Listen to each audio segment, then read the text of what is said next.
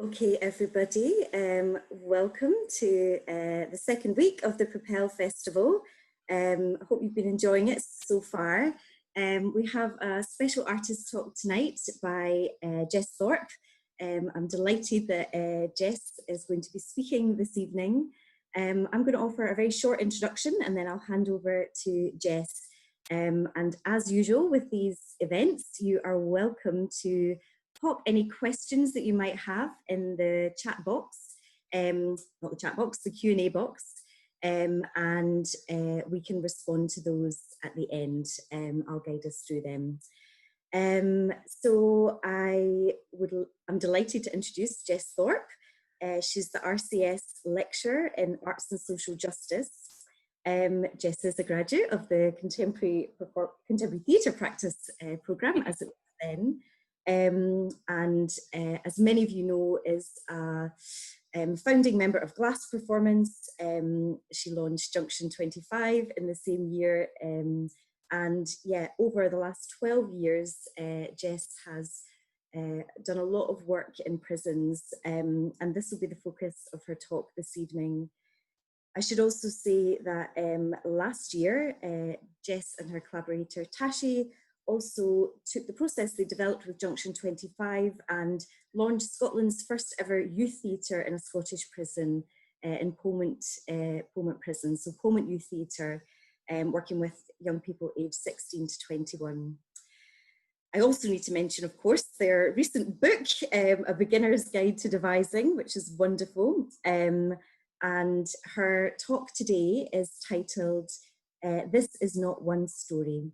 And Jess is going to be talking about the potential of devised theatre as a radical act, an act of community and as a vehicle for dialogue and connection in the context of incarceration. Someone has raised their hand. Yes, let me have a little look at the chat. In case there's anything we need to know before we continue. Someone raised their hand. Do you want to type in the chat if there's anything we need to know before we continue? Let me have a little look at our participants.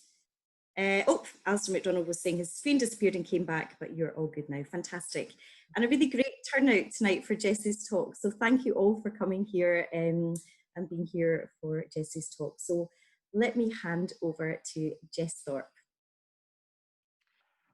Good evening, everyone. Thank you so much for coming to my talk this evening. Before I begin, I'd like to acknowledge a few things. Firstly, I have 3 sons. They are 6, 3, and 8 months old. And it's 5 p.m, which is dinner time, which makes it arguably the most chaotic hour of the day. I'm hoping I can get through this hour with no interruptions, but it can't be guaranteed. I am doing my absolute best. We all are. Secondly, while I am in real admiration of what digital tools such as Zoom have made possible, it also feels true that we lose a little something of the rapport that we would have if we were in a room together. It feels a little strange to be talking in a room by myself, into a screen. I will keep reminding myself that I am not by myself, that you are here. That you are smiling at me, listening to me, maybe sometimes frowning at me. Regardless, I want to thank you for being there. We are still a community. Okay, I'll begin by talking about the subject that you came to hear about. I'm just going to explain my little technical setup because I've got my talk here, but I'm also going to try and speak to you.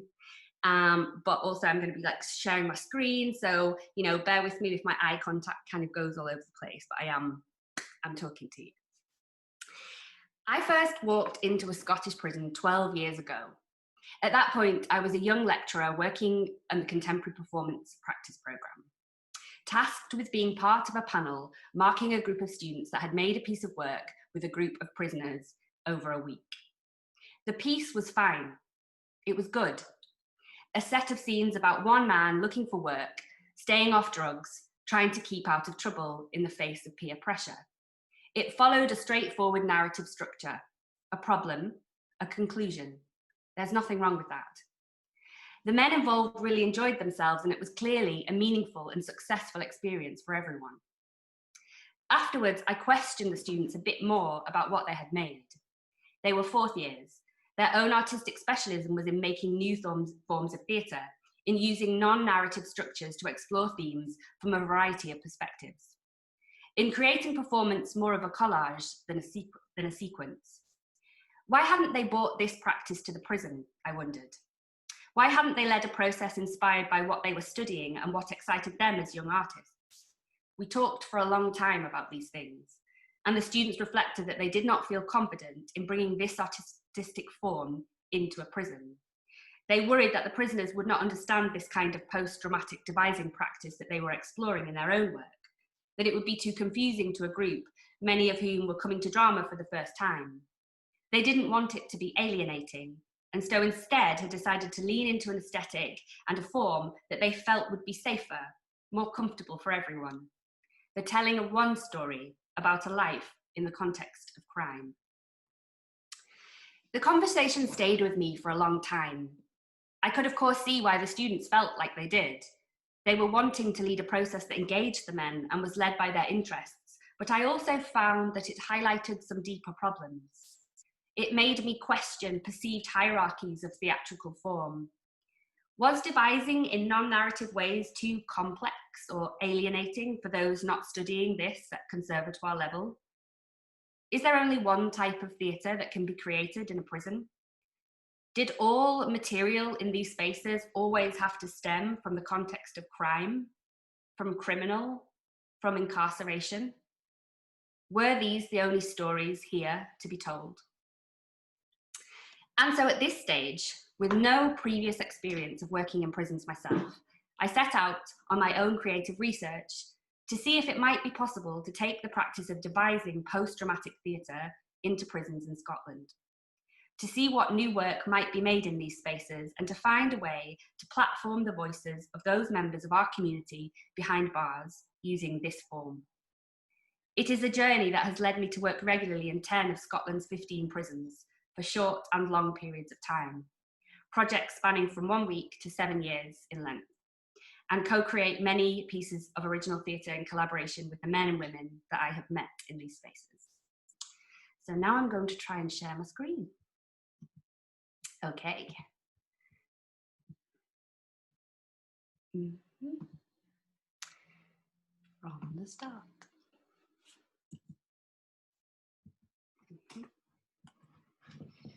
Note to self, don't start with a black screen. Okay, great. To devise, plan or invent a complex procedure, system or mechanism by careful thought. Each new project that I have led in a prison begins, in fact, actually in any new project that I've ever led, begins from the same place, with no predetermined idea, no characters, no script. The group is tasked to make a piece of original performance that will be shared with an invited audience. I always explain to a group that what we will make will be collectively authored and will belong to everyone. The result will be a collage of ideas, and that the process of making the work will be as much as part of the experience as the final product. The result will not be one story, but many. And I should say at this point, even though it's not in my script, that this practice has been very much developed with my long-term co-collaborator, Tashi Gore, who I've, as Laura said in the beginning, had like a long-term practice with.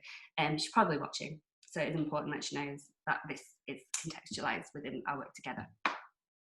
On realizing that there is no script, individuals new to this way of working often question the outcome of this process, expressing that they don't know how to make performance and that they feel that they would be much more comfortable being told what to do. It is a common reaction in a prison context, and indeed other contexts, and comes from an entrenched fear of getting it wrong, with a firmly held assumption that the teacher knows best. And yet, as an arts educator with a belief that it is not possible to fail at creativity, I encourage the group to consider that the lack of pre-existing instructions can be both a strength and an opportunity. It means that what we will make together is unwritten, and will come out of whatever they find interesting, whatever they would like to explore. It means that they are the artists. Another defining characteristic of our devising process that we discussed right in the beginning is the emphasis that we will place on the ensemble and the importance of collaboration. We then begin practically by building a group dynamic, by taking part in exercises designed to support working together, communication, trust, and sharing what we find most important. It's a part of the process not to be rushed. I lead each class from a foundation that this is not a theatre of main parts or competition, but instead of community and of dialogue. The strength of this work that we're going to try and make together is that every voice is heard and every participant is involved in what is being created. These ideas are arguably radical within the context of a prison. For as one participant reflected once to me after taking part in one of these processes, it's a different way of behaving because in prison you always need to be looking out, you always need to be looking over your shoulder. In this sense, we are also opening the possibility of drama as a non-competitive, non-confrontational space and embedding the understanding that in order to achieve in this environment, it is necessary to work together with others and not against them.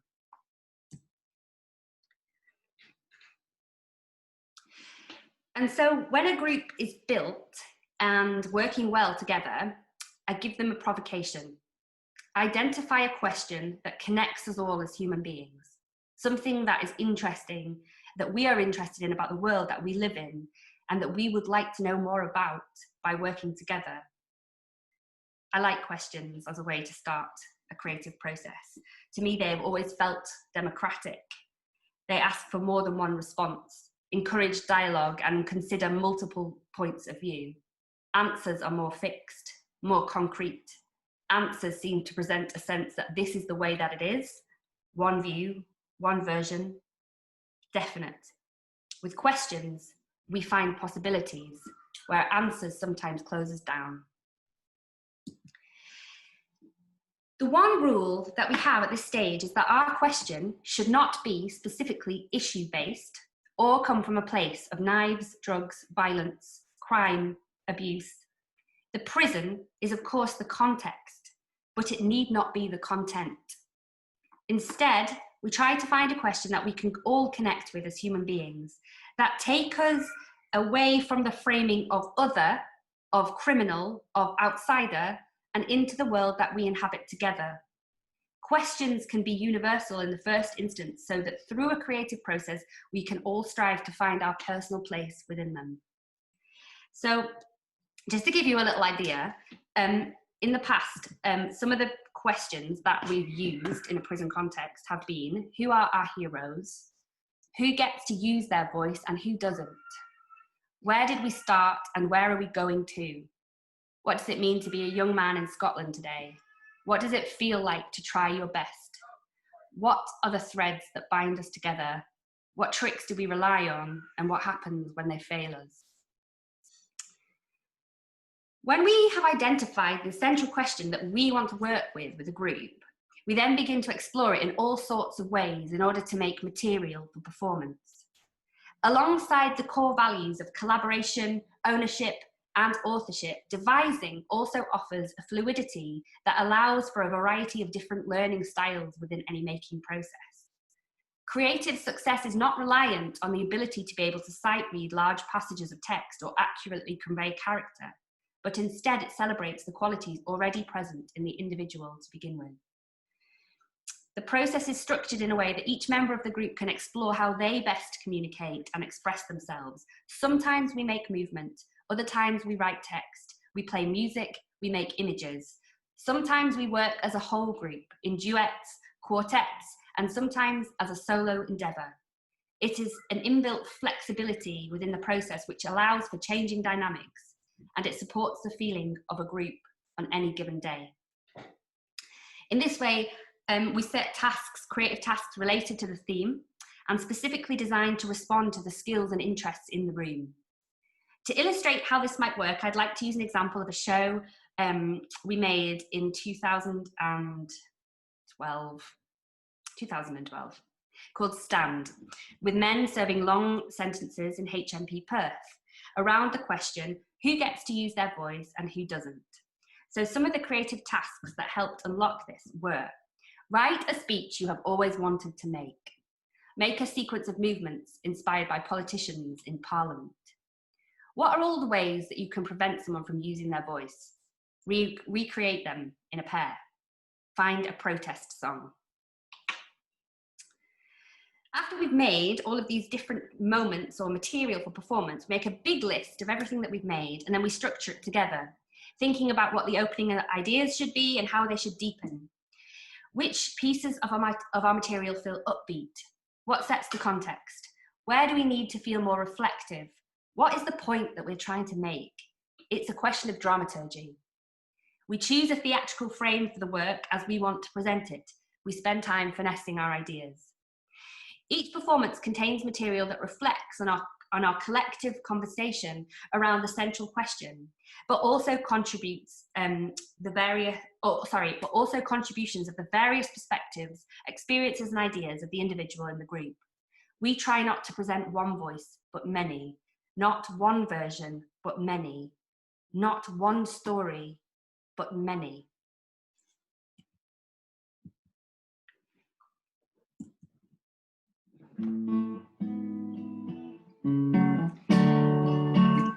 I'm not sure if you can hear music in the background. You should be able to hear it.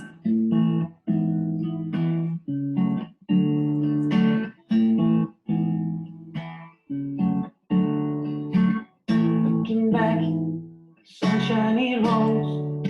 Yet another day on this, when will I go home? Waking up at the crack of dawn. Look in the mirror, and I put my mask on. People just look instead, but those who pass my eyes. What will it take for you to see my disguise? Just 'cause I'm smiling don't mean I'm free. I live a simple life stuck on repeat. Sending the clowns. They'll come running with the smiles upside down. Do you really believe that they enjoy their life stuck on repeat?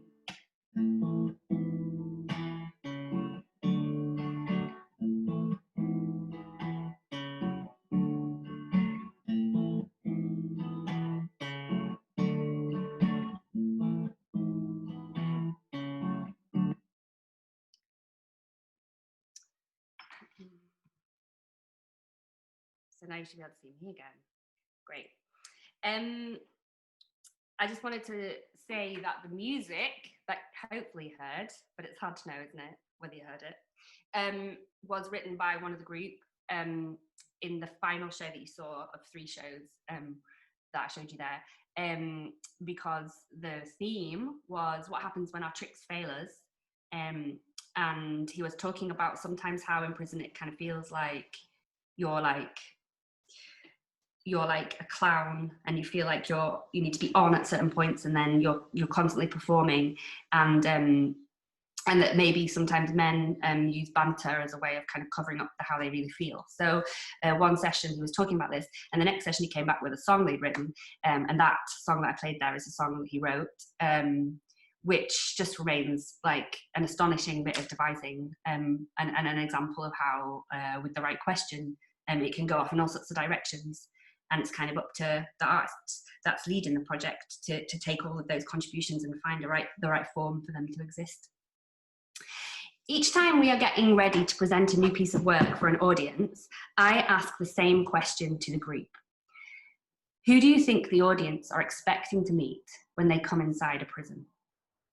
The answers they give are of the easy stereotypes, the lazy tropes, tattooed thugs, drugs, violence. And so we ask, who is it that we want them to see? How can we surprise them? Can we make them question their assumptions? And I truly believe that when an audience comes to our performances, they meet artists. They meet engaged, interested, and creative individuals with something to say about the world in which they live, who have considered a central question to all of our lives and have a perspective they want to share. It is my hope that who they meet as well as what they watch, will encourage them to consider the larger conversation about justice. A system where everything appears cut and dried, where it is better to lock up our problems than to face them. Maybe it will remind them that even some of the most difficult things come from a human place, and that it is better to build a bridge than a wall. I guess that so far I have built an argument around all the ways that devising works, and maybe that just feels a little bit too simple. It might be good now to talk a little bit about the challenges, to offer a bit more of a balanced view. I want to draw upon another project that I was involved in most recently, and it wasn't a piece of work commissioned by RCS, but it undoubtedly stemmed from some of the work that I have done there. As well as working as a lecturer at RCS, I'm also co-artistic director of a company called Glass Performance that I run with Tashi Gore, and also with artists like Louise Allen and Gudrun Sigurdóttir, and also Ricky Williamson. And I've lost my place because I was name checking. Hang on. Yes. So we make work with performers with lived experiences of the themes of the shows that we make. Tashi and I's last major show was called Old Boy, and it was presented as part of the Made in Scotland showcase at the Edinburgh Fringe Festival in 2018. And it featured 3 duets. A 3-year-old boy and his grandfather, a 12-year-old boy and his grandfather, and a 22-year-old man and the absence of his grandfather. It is a concept that is now on tour and has been remade with casts in Newcastle, London, Paisley, and in Washington, DC. It is that a work for me, among other things, was inspired by the birth of my first son, I now have 3, and a desire to see love and connection between men on stage. It is a show which celebrates tenderness and care, but that also explores the impact of masculinity on lives lived and the legacy of past generations on personal narratives. Since my academic work at RCS had led me to specialise in theatre and prisons, I had been long looking for a way to bring my own arts practice with Tashi into this context. And then in 2018, the opportunity presented itself as Glass Performance was approached by 21 Common, commissioning for National Theatre of Scotland, to make a brand new piece of work as part of the NTS Future Proof programme for the 2018 Year of Young People. Just going to have a little water break. Future Proof saw 10 companies from across the world all making work in Scotland with young people for young audiences. It was all about putting young people front and centre. As a programme, it was about hearing from young people. What do they think? What are their ideas? What do they inherit from the generations that have gone before? We felt strongly that our piece might be in HMPYI Polmont, and this was an opportunity to have young people in custody have their voices heard on a national platform, to include them in this creative offer, to make them visible, counted, valued. Now, just another little thing off my script is that Polmont, which is Scotland's national facility for young people in custody, actually has Scotland's only theatre in a prison. So it's a kind of purpose-built art space, and that it came about through the work of Bernardo's and some arts organisations that helped fundraise for that, like Impact Arts, in the theatre in the prison. And we had been, since that kind of started, that project, really looking for a way for us to bring theatre and to get funded to bring theatre into that space. And so it was an amazing opportunity when National Theatre of Scotland asked us to make that show, because it felt like the absolute ideal place to begin. When we were planning the project, we had to push quite hard for the need to take our time with the creative process. Many of the other projects in the programme were happening over smaller periods of time. Some were like 3 months from the first session to the final performance, but this would not be possible in Polmont. We knew that the young people would be resistant at first, and that they would need to take their time getting to know us and trusting us a little bit before we could make anything together. We knew that to devise original theatre from scratch might be out of their frame of reference and would certainly be out of their comfort zone. We knew that we would have to put a lot of time into gaining trust and to prove ourselves. Research tells us that many of these young people have experienced extreme trauma in their lives. They're used to being hurt and let down. It would not be easy to build the kind of environment required for meaningful collaboration to begin. We gave ourselves 10 months. We designed a process of 1 3-hour session each week with a period of intensive time built in at different stages along the way, based in a specially designed performing arts centre in the prison. We dedicated the first 3 months to building an ensemble and to explore positive ways to be a group and to share ideas. A lot of these first months were spent with the group telling us how shite everything was. We were shite. They were shite. Drama was shite. The biscuits we brought were shite. We learned some practical things very quickly. A lot of theatre games that work with adults in prison do not work with young people in prison. The young people are cautious of anything that they perceive as childish or that they think might make them look silly in front of their peers, which rules out a lot of stuff. They will not do things twice. They do not see the point of rehearsing or warming up. They think that a lot of artists are wankers.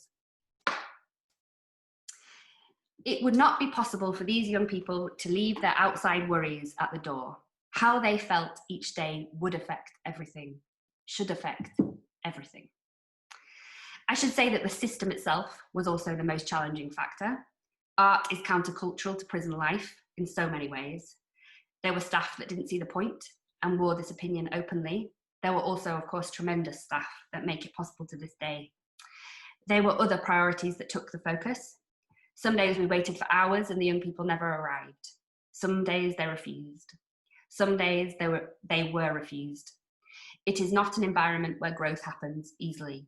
It is flawed and it is toxic. It is exhausting. I could talk for a long time about these systemic failures, but that is for another talk. I'll get back about talking about the young people and the work that they made. After 3 months, the group worked with some of the students from RCS for a week and they devised a show in a week about politics. It was a breakthrough. They finally realised that performance could be a buzz on its own and that people were actually interested in what they had to say. They wanted to do more and they wanted to do it quickly. At this time, we introduced the concept of future-proof to them and that the NTS were interested in what young people felt and the legacy that had been handed to them. Together, we realised that we were perhaps the only group in the programme of all young men, that we should make a show about that. What does it mean to be a young man in Scotland today? And so we found our question. One of the group had the idea to title the show Motion, because as a word, it reminded him of emotion. And also it speaks to the idea of constantly being on a journey, feeling like everything moves around you all the time. And this felt like a good fit. At our rehearsals and as they progressed, we did a lot of talking. We talked about favourite films, about childhood influences, what was difficult about being a man, superheroes, music, who they look up to and who they didn't. We brought in research for them to respond to. Ideas like Carl Jung's archetypes and the biological effects of testosterone on a boy when he is growing. We spoke about the good things about being a man, what the pressures felt like they are, what society expects, the relationships between men, and also the negative outcomes they feel they have got from experiences of masculinity. As female facilitators, we took on the role of not really knowing, because actually we didn't. And we asked them a lot of questions. We asked the young men to own the role of expert in the theme of masculinity, what it looks and feels like and how it impacts them in their lives. As a show started to emerge, we started to talk a lot about some of the questions that were sitting on us as leaders, because we were on editors of the material and the order that it would appear on stage. And this is where the hard part of devising comes in, because it's to do with the complexities of having a voice and who has the voice. Questions that came up for us were, what happens when the young men express experiences and opinions that offend us as women? Do we have to put these things in the work? What is our responsibility to their authentic voices? How and why might we censor them? What was our responsibility to how they might come across in front of a public audience? How do we empower them and how do we keep them safe? Where is the learning for them, for us? In the end, many of the questions found their own natural conclusions through a commitment to ethical facilitation and a policy of always being honest with the young men about what we're making together and how the images read on stage. We tried to work together with them to find a balance in painting an honest picture of how their experiences of masculinity felt on the ground, to the sincere questions and challenges they had about how it could be. After a journey of many parts, it felt important to us that the end show felt hopeful, forward-looking, that it framed them as articulate contributors to an ongoing dialogue, as young people with valuable ideas to offer. This is how we found them by the end. This is where our journey together had led. I'm going to share my screen again.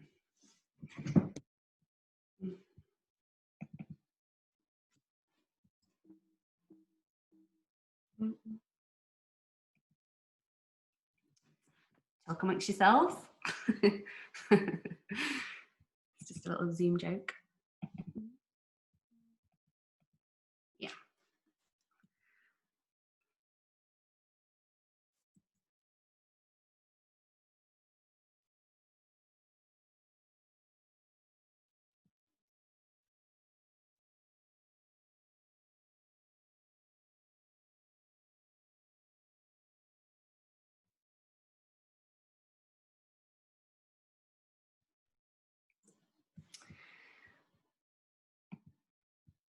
And as these young people opened their show to sell out audiences as part of a week run, I remain moved by how far they came and how clear they were about what they were putting on stage.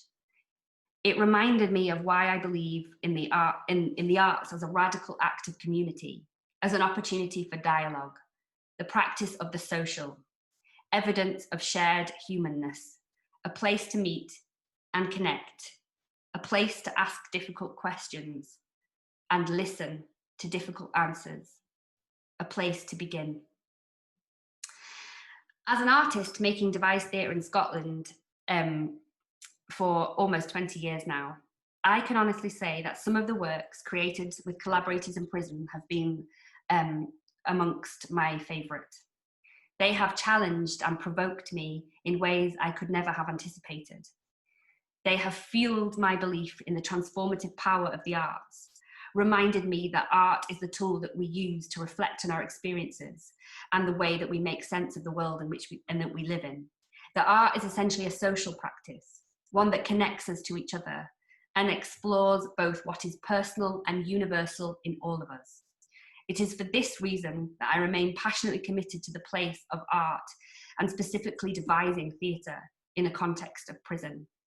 The opposite of to criminalize is to humanize. Art humanizes, and from humanity there is possibility, there is hope, and there is future. And surely that is the point anyway. And that's the end of my talk. And I'm gonna ask, I think that Laura will rejoin us on the screen. Hello.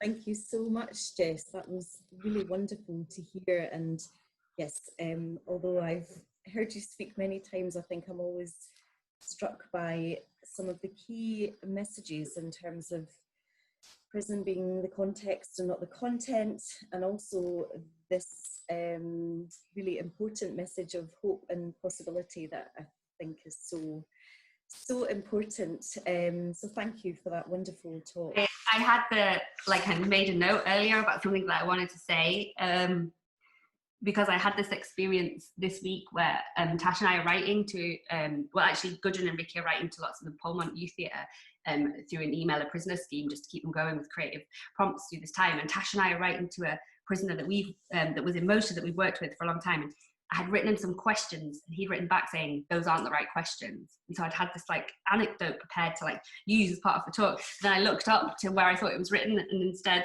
I saw this that my son had written, and I thought, hashtag working at home. Yeah. I have a very similar page in my notebook. This is it's just just don't use that anecdote. Yep. We've got a couple of questions in the Q&A box. Jess, if you're happy for me to guide us through them. The first one is from Ryan. who says, thanks, Jess. Going off the back of what you were saying about the perception of artists and participants, my question is, how do you engage in an artistic and performative process with participants who might not have encountered this type of making before? How do you frame the process to make it more accessible to non-artists? Thank you, Ryan. One of the things about devising is that people, like, already from the beginning, people feel like, I don't understand what it is we're doing. Like that, and already it can get people's back up from the beginning because it feels kind of alienating. So, and Tasha and I actually find that all the time anyway, working with any group, regardless of whether it's in prison. So what we try and do is to make the process visible from the beginning. And the way we do that is really simply to write down, like, 6 stages of devising on the wall. The first thing is we're going to build a group together. The second thing is we're going to decide what we're going to make a show about. The third thing is we're going to make parts of that show. Then we're going to decide an order of that show. We literally make it like, then we're going to perform that show. And that is always on the wall all the time, so that people, at any point, if they feel lost, they're not really sure, like, what are we, I go, we're here, we're on stage 3, remember?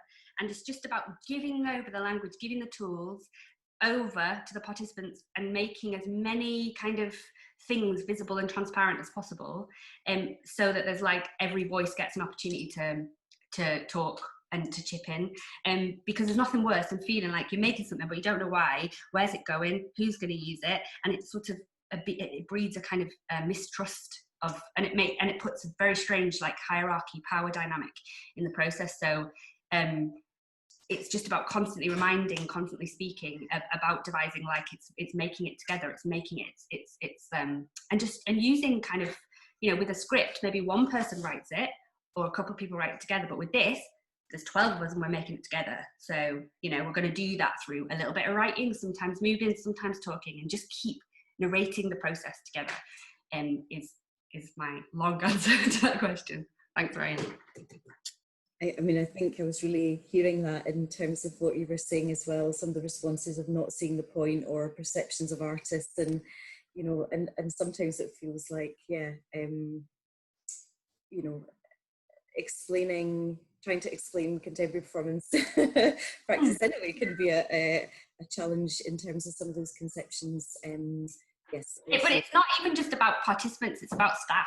So like, because we've been working in Polmont for a long time, we've got these really great relationships with staff. And I've got a couple of these kind of relationships in other prisons in Scotland as well, where staff have been able to go, do you know, when I first met you, I was like, I don't like her, because there I am, talking about like making art. And of course, that's a completely different working environment to the ones that we work in.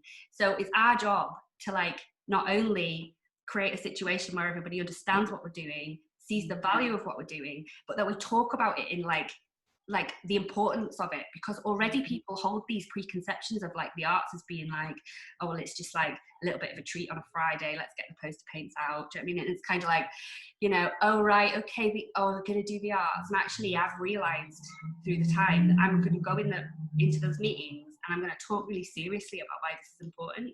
And I'm going to speak the language of the system to be able to, like, these are what, Scottish Prison Service, this is important, that this is their business plan, this is what they care about.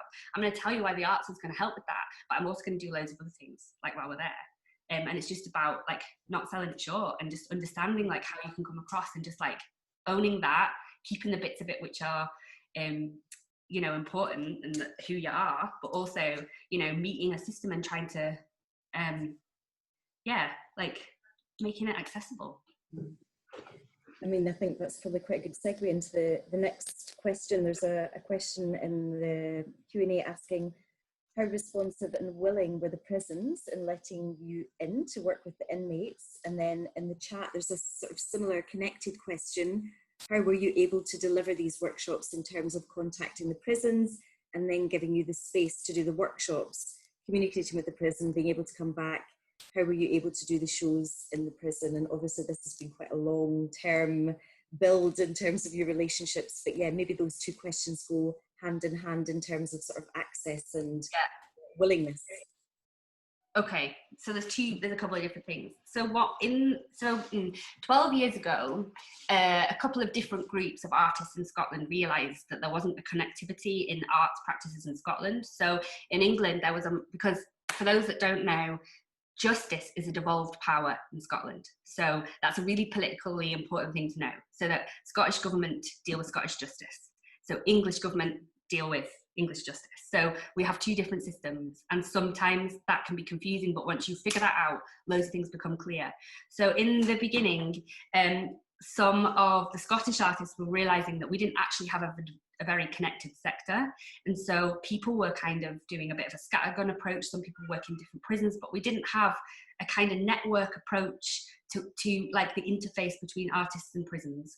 So we've developed that over time, and we've got a charity called Justice and Arts Scotland, and it means that as a charity, what we do is we support you to work in prisons, we give you the right contacts, we build on each other's contacts, we create opportunities, because there's only 15 institutions in Scotland. So there's my sort of mantra that keeps me getting out of bed to doing this is like, there should be a cultural program in every single prison. There's no excuse. There's 15 prisons, so it's possible for us to spread our resource and do that.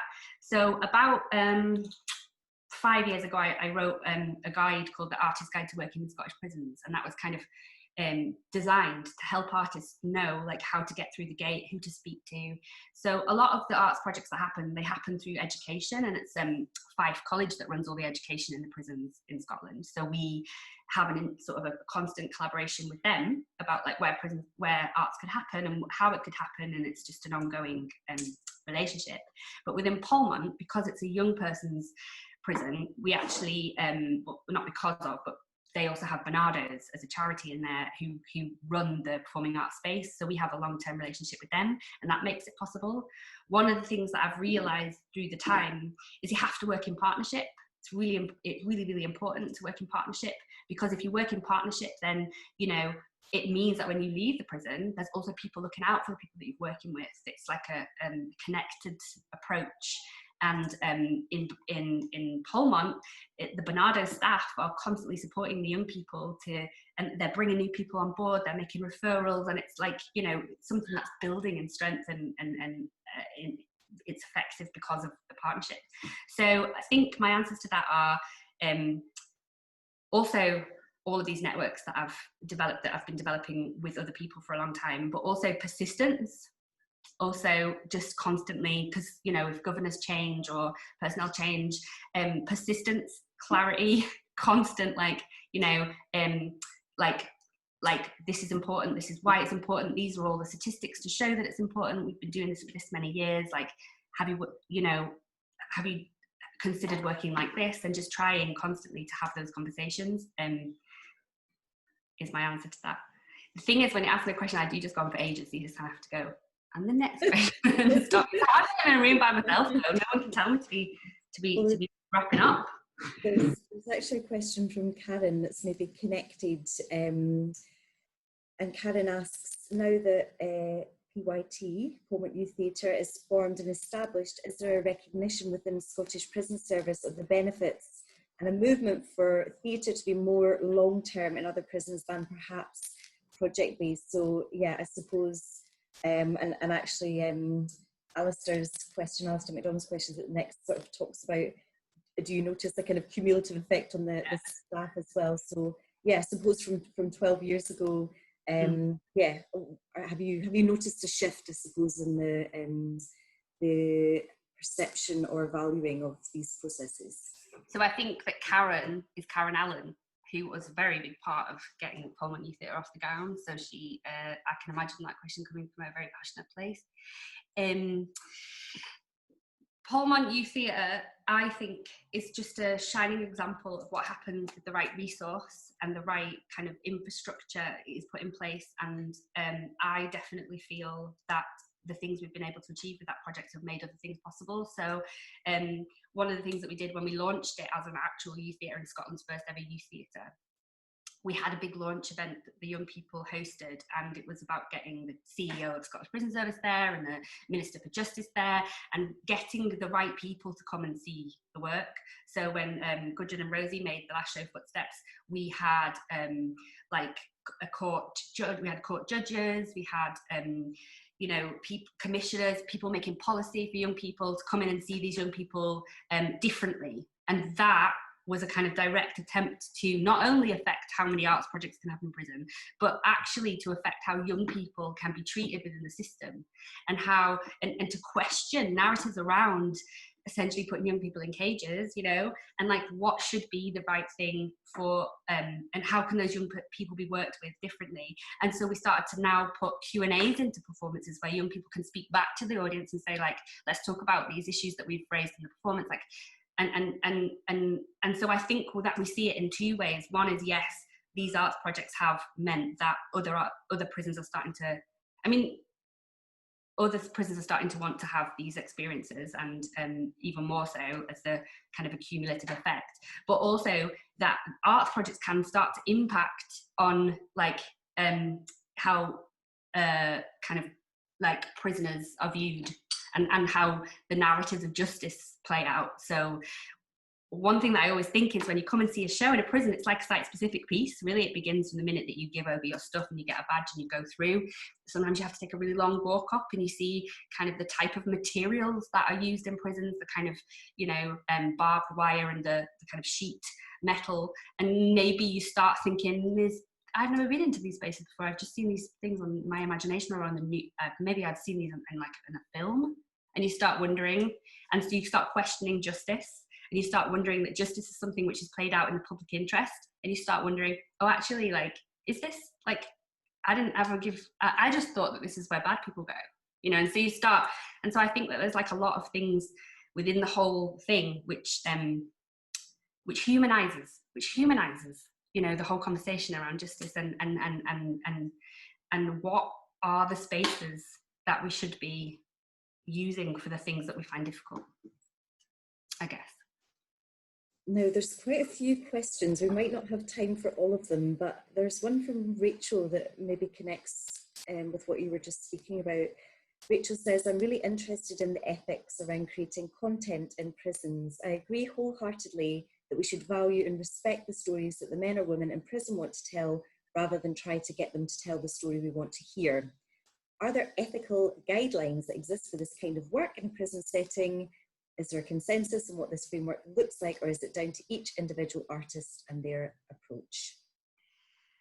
I think it just changes. I think the ethical considerations are something that we debate a lot as a sector. So the reason that Justice and Arts Scotland, it used to be called Scottish Prison Arts Network, and it's now called Justice and Arts Scotland, because we wanted to reflect in our name that it isn't just prisons that make justice system, that it's like actually prisons are one part of like a bigger system, and actually essentially we all want prisons not to exist in the end, like so we should probably also start working with people before and also after, you know, all those kind of things.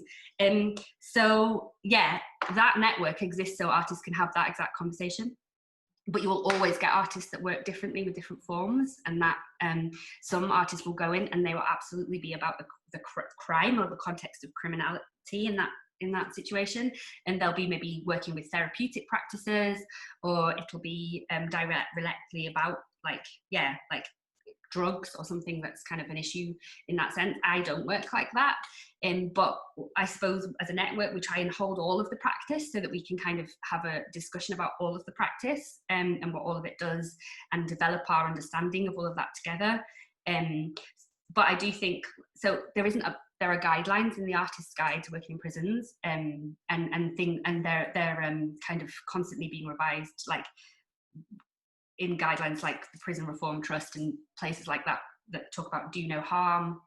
And it's just, these things kind of input our practice all the time, but it's live, so it's not a kind of this is how to do that, because being ethical as a facilitator is such a dexterous and flexible thing anyway. But so we have guidelines and we have support mechanisms, and we talk a lot and we critique each other's approaches, but certainly it's really important to make sure you're doing that. And sometimes you get it wrong. Like sometimes, like I think back and I think, oh, is that like this, the conversation that I just put in my book that didn't read out was this very thing of like me writing some questions and a prison writing back going, those are really rubbish questions. And that just constant like dialogue feels really important. Because it is about giving voice and making a space and using your you as an artist being able to get funding and all these different things to make a space for other people to be able to do that. And to step back as much as you can. And the thing about sustainable projects is you can become more and more invisible as the time goes on, because in Perth, where I worked for 7 years as a drama artist, by the end, they were making their own shows, really. But I was there to kind of allow for that space to exist, really. And they knew the process because we did it every time. And so then I could like step back, or I could come in and go, I find that, as a woman, I find that image quite problematic. Tell me about that image. And I could help by discussing, but ultimately, the tools should be theirs, and that's the goal. And again, that's a long answer. Good question. That's great. I think we've probably got time for maybe 2 more questions. So there's one from Abby. I'm just wondering if you have any control over who takes part in these projects, or are there rules in place inside the prison so that only people in good behaviour, etc., can be part of this? And is your group set in stone, or is it, again, people can only be involved depending on behaviour? Great talk. So yes, in terms of your participants, what are the kind of rules and requirements for them to be involved? I think it's really, okay, so lots of different ways. Sometimes so we did a project at Christmas recently in Perth Prison, which is about deliberately connecting men and their children that they never got to see. So we made a Christmas piece. And so how we got them involved was by literally going cell to cell and being like, I'm going to tell you about this project. And like, that to me is the best way of doing it, because people, if you put a poster up, which I always do anyway, people look at the poster and they make really quick decisions about the fact that it looks shite. I'm not going to do that. So usually the confidence comes from being able to meet you and kind of go, all right then, and stuff. And like, you go around or go to work parties, go to work sheds, go to like dinner halls, go to things and just talk to people. And like, I think that's part of the work, just going and making yourself like going into the space and being like, this is what I'm doing, answer all the questions, take all the kind of like, oh, I think that sounds awful, and just kind of do it. And set the tone for the project. That's kind of usually how we do it. The other way is to get through the learning centres. People get referred, also through Bernardo's, through youth work. That's the main way people come. But I find it really problematic whenever it gets, and it's not the question, it sometimes happens that people treat it like a treat, like, oh, you know, if you're good, you can do it, because it should never be a treat to do theatre. It should, because it's not about like playing into an idea of you have done the right thing by the system, therefore you can have this thing, which is because actually theatre is really hard and you have to be really brave, and it takes you to, you know, really put yourself out there to do it. And so sometimes we want to engage the people who would never want to do it. And a lot of the time, like, especially with motion, the young people that were in it were people that the prison had literally they'd tried loads of things, and they were like, I don't think that, you know, and it was like, they probably won't like this either, but we're going to give it a go. And one of the young people that was in motion had previously been in isolation for like 9 months. He came out of isolation, which is just one day in yourself, 23 hours a day, like no general population. He came into motion project, and he was really hard work the whole time. But we are still in contact with him, and he's the one that wrote to tell me that the questions were wrong. And he is an incredible performer. And through doing that, because as we know, the arts is often the way that people that have found other systems difficult, like whose schools have failed, or, you know, the arts is a way that they can kind of start coming into their own. So sometimes in the past, we have challenged the narrative around treat in relation to doing theatre, but also there are some basic rules. So if you come and you've been taking drugs, you're not allowed in. Like, we'll have some basic trust, like safety mechanisms in place. And so what we find is young people that, you know, maybe have an addiction issue will start to try really hard because they want to come to this thing. Sometimes they'll be disappointed because we wouldn't let them in, but ultimately we have to have those basic rules. So we have rules of the group, but certainly in terms of like other people deciding who can and can't come. And sometimes I've been so hardline about my refusal to throw anyone out the group and not welcoming anybody that wants to come. I've had like one person there and everybody else has ditched it because like, I'm not doing it if he's doing it. But I'm like, the rules are, if you want to come and you are sober, then you are welcome. And if you are not like saying anything racist and you're not being like offensive to me and all these different rules, then you are welcome.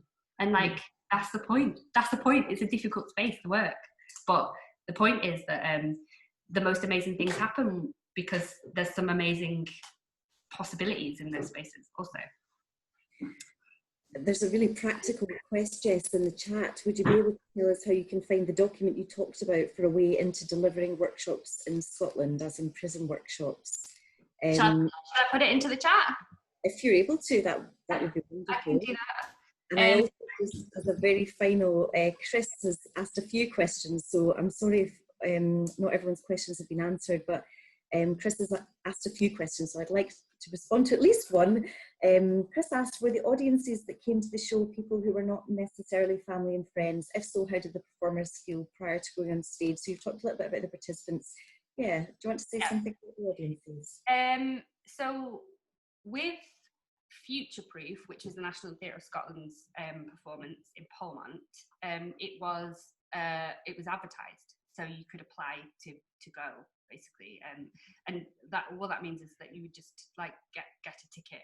And I can't remember if it was if we targeted an invite list or not, but basically I tried to make it for all of the different projects in prisons. I tried to make it as open a list as possible, so just email out, like in the beginning I used to do a thing where I was like, right, make it a diverse audience, so not make it just like students, but just try to make it intergenerational, to people from different like walks of life who hadn't been to prison before, but also deliberately people who could maybe make a change to the system as well. So like, but also dispersing those people out so that it didn't feel like here's all the, as the young people in Parliament say, here's all the suits, you know, wouldn't have that. Along with the families as well. So that the families could also experience other people watching their young people and think that's really amazing, because they get a lot out of that. So yeah, just because I believe that prisons are a public service essentially, so the public should engage with them. A lot of the time they're behind closed doors and we don't engage with them, and I do think that it changes your perspective if you go inside a prison and you consider like that in your imagination there are like, it's full of one type of person that you've been brought up to believe, but actually, yes, there are those types of people, but there's a very small amount, and that everybody else are arguably there because of problems within society that the rest of us need to take responsibility for as well. So I think it's important that the audiences, and in terms of how they feel about that, they're always terrified, because I'm terrified to do performance, and I'm terrified now. Like before I came on this, I was really snappy with my family because I was doing a talk online, you know, and it's like it's nerve-wracking, but that's the point. That's the thing that we're asking, and I think if we can support them through that process, and we believe in them, and we never put them on stage until they're ready, and we like go through it together, that what comes out the other side in terms of their understanding of their own ability and how brilliant they are is 100% worth it. So and they believe that more when it comes from not like their nan, because the nan says that anyway, as everyone's nan does, you know. So it's like a case of like, oh, actually that person said it. And also we invite press sometimes to things, especially within Polmont, because you know it's really important that we don't want a review, like please don't feel you've got to give us like a 3-star review, that's what you want, but like do talk about the why this work matters, because the general public. And I thought when I started to work with the press in these spaces, oh, you know, here's a backlash, let's just wait, like, you know, all the things that you can imagine. But I honestly have never really had that. Just had people going, that sounds really good. Because at the end of the day, the people in prisons in this country, most of people are going to be released. And if you're going to release someone, what kind of person do you want rejoining society? What should they have been spending their time doing? You know, and what, you know, and one of the ways, like the arts is a way to really spend time thinking about who we are and who we are in relation to the rest of the world. And that is got to be a meaningful use of time.